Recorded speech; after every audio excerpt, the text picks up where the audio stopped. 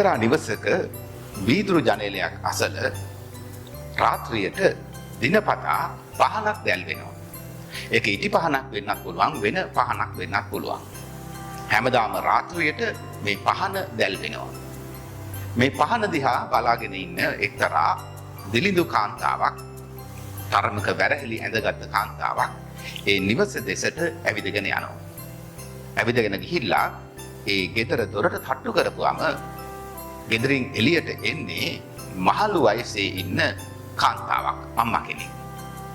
මේ අම්මා මේ දිලිඳු කාන්තාවට කියනවා එන්නගේ ඇතුළට වාඩි වෙන්න, මම ඔබට මොන හරි දෙන්නම් කියලා. ඒ අවස්ථාවේදී මේ දිලිඳු කාන්තාව අර අම්මගෙන් අහනවා, ඇයි ඔබ මේ මධ්‍යම රාත්‍රිය වනතුරු මේ පහන දල්වා තිබෙන්නේ කියලා.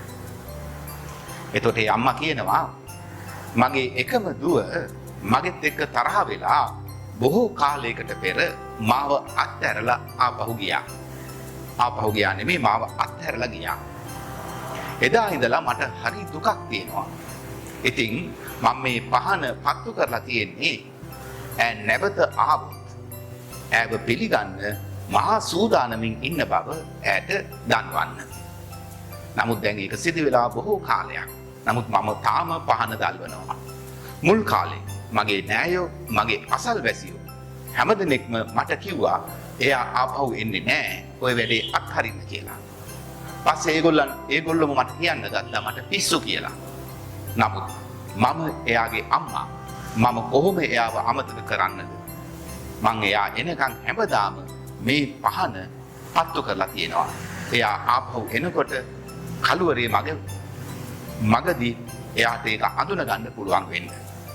ඒ වගේම හැමදාම රැට, හැම රාත්‍රියකම මම රෑ අවදි වෙලා 5-6 වතාවක්ම අවදි වෙලා දොර හැරලා බලනවා මේ ගනඳුරු අන්ධකාරයේ දෙස ආපසු එනවද කියලා. නමුත් එන පාටක් නැහැ. ඒ වගේම කියනවා, එතකොට අර දිලිඳු කාන්තාව කඳුළු සලමින් ඉන්නවා. මේ අම්මා කියනවා, අඬන්න එපා, මං ඔයාගේ වේදනාවන් වලට මගේ වේදනාවත් එකතු කළා නේද? මට සමා වෙන්න. මං ඔයාව වේදනාවට පත් කරන්න අදහස් කළේ නෑ කියලා. ඒ වගේම එයා ටිකක් ලං වෙලා මේ කාන්තාවගේ දැස දිහා බලනවා.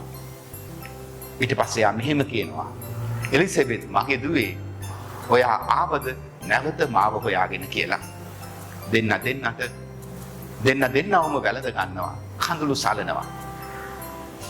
ආදරය, කරුණාව, සමාව දීම ඒ මොහොතේදී ඒ දෙන්න අත්දකින්නවා. ආපසු එන්න නිවසේ දොර හැරලා තිබුණා.